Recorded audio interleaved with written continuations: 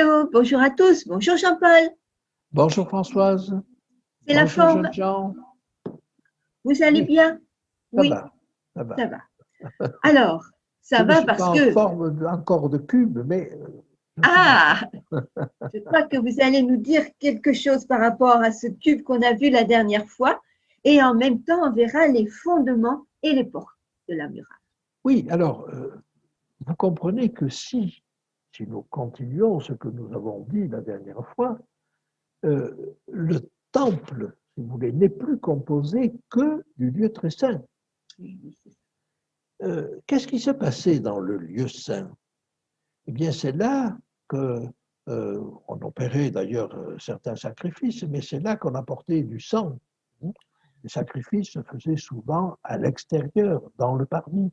Mais il y avait tout le service journalier qui était dans le lieu saint et qui était destiné à s'approcher de Dieu.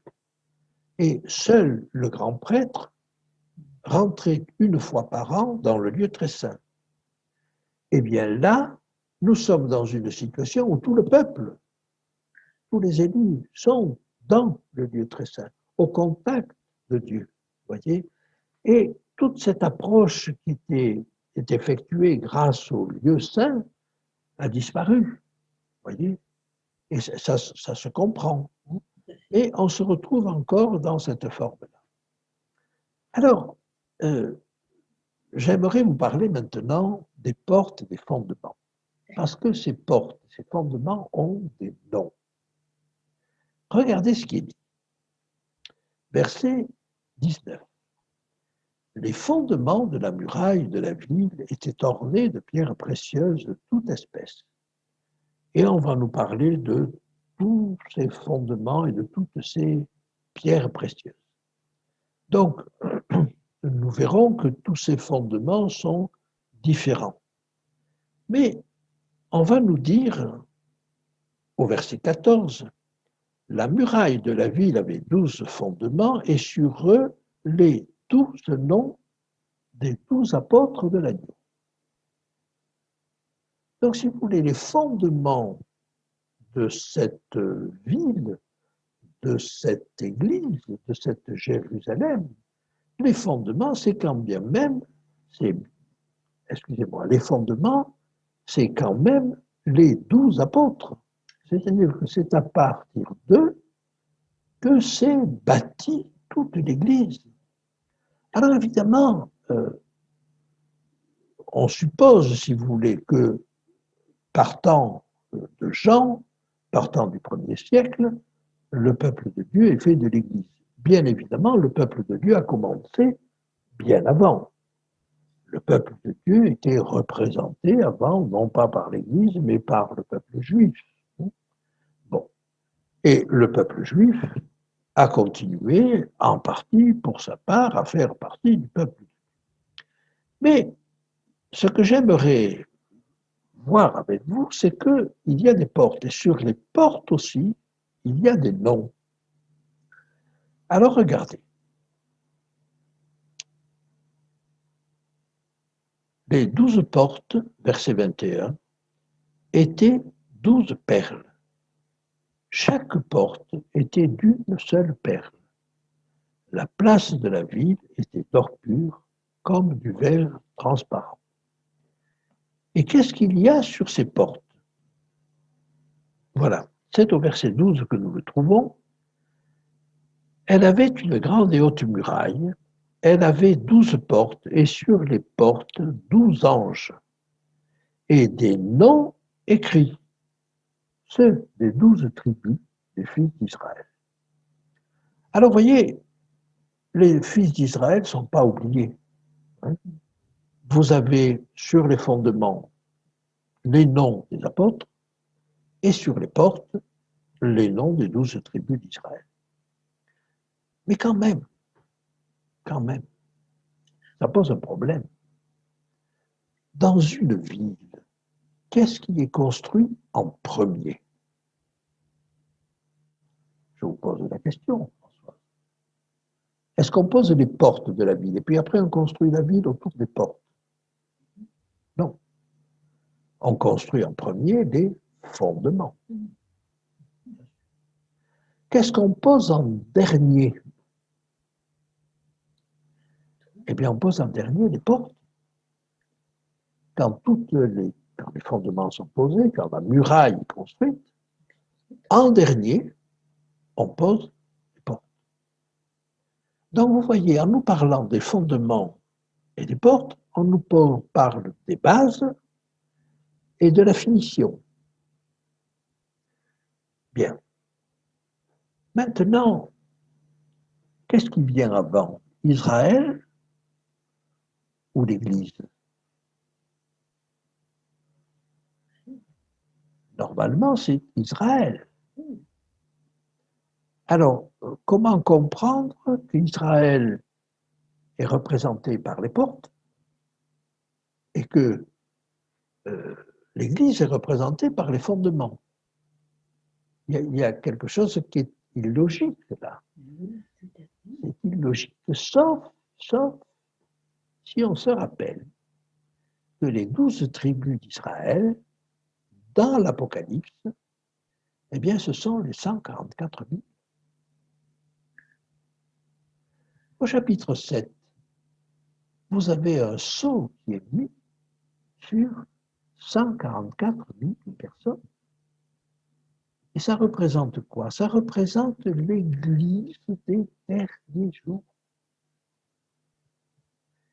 Et donc, si on comprend que ces 12 tribus représentent l'Église des derniers jours, qui comprendra également des Juifs, bien entendu, à ce moment-là, on comprend que les fondements, c'est des apôtres, et que les portes, c'est la toute dernière génération. C'est ce qu'on pose en dernier. C'est les 144 000. Et là, alors, tout devient logique. Mais alors, regardez, les apôtres, ce sont des pierres précieuses, ça nous est dit.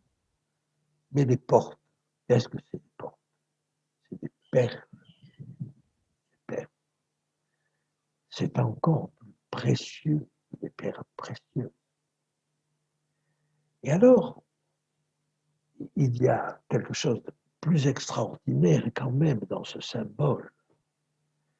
C'est que vous allez voir un petit peu plus tard que les nations, toutes les nations, c'est-à-dire tous les élus qui sont sauvés, vont rentrer dans la ville par les portes. Qu'est-ce que ça veut dire? Ça veut dire que tout le monde, à un moment donné, fera l'expérience des 144 000. Cette expérience particulière de la fin des temps, des 144 000 dont nous avons parlé, finalement, tous les élus sont appelés à faire cette même expérience. Ils rentreront par les portes de la vie. Cette relation d'intimité avec Dieu, cette relation profonde, cette relation qui fait qu'ils ont sur leur front la marque de Dieu, le sceau de Dieu. Et ce sceau de Dieu, c'est son nom. Il reflète son nom et le nom de l'agneau. Il reflète son caractère. Eh bien, tous les élus à la fin, même s'ils n'ont pas fait de leur vivant cette expérience, seront amenés à la fin des 1000 ans à faire la même expérience pour qu'à la fin, il n'y ait qu'un peuple. Et je trouve que ça, c'est extraordinaire de nous le donner sous ce symbole. Mais il y a un dernier élément. Tout le monde est amené à faire la même expérience, mais avez-vous noté que les perles sont différentes? Elles sont d'un blanc. Il y a une perle. Une perle. Dieu nous demande d'être un. Lui, il est un. Il nous demande d'être un. Qu'est-ce que ça veut dire? Ça veut dire ne pas clocher d'un côté ou clocher de l'autre. Un peu de ci, un peu de là. Non. Dans notre cœur. Et c'est l'apôtre qui le demande. Soyez un. On comprend bien si on vous dit de quelqu'un qui est double. Vous savez bien ce que ça veut dire. Ça veut dire qu'il dit tantôt une chose, tantôt une autre, qu'il est versatile. Non, on nous demande d'être un. Alors voilà, tout en étant un, nous sommes tous différents. Regardez, on va nous énumérer une douzaine de pierres. Les fondements de la muraille de la ville étaient ornés de pierres précieuses de toute espèce. Le premier était de jaspe, c'est vrai. Mais après, le second de saphir, le troisième de calcédoine, le quatrième d'émeraude, et ainsi de suite. C'est-à-dire que nous sommes tous différents. Dieu, quand il entame ce processus de relation intime avec lui, ne nous demande pas d'être tous moulés dans le même moule. Pas du tout. Nous avons chacun nos aspirations, nos caractères, nos capacités différentes, nos centres d'intérêt différents, mais on peut être tous, avec tous ces centres d'intérêt différents, tous dans une relation intime avec Dieu. Voilà ce que c'est la muraille de Dieu. Voilà ce que c'est que ces élus, si vous voulez, qui sont des pierres précieuses. L'apôtre Pierre nous le dit d'ailleurs, hein, des pierres précieuses, mais toutes différentes et toutes précieuses aux yeux de Dieu. Merci, merci Jean-Paul. On aimerait ne pas quitter ce moment. On aimerait briller comme ces pierres. En tout cas, on est sur le chemin pour briller comme Oui, oui, oui. Je crois que Dieu a un destin extraordinaire pour chacun. oui, pour chacun de vous, les jeunes. Oui. Il a besoin de vous et nous avons besoin de vous également. En tout cas, merci beaucoup pour tout cela, Jean-Paul, et à très bientôt. À très bientôt. Au revoir.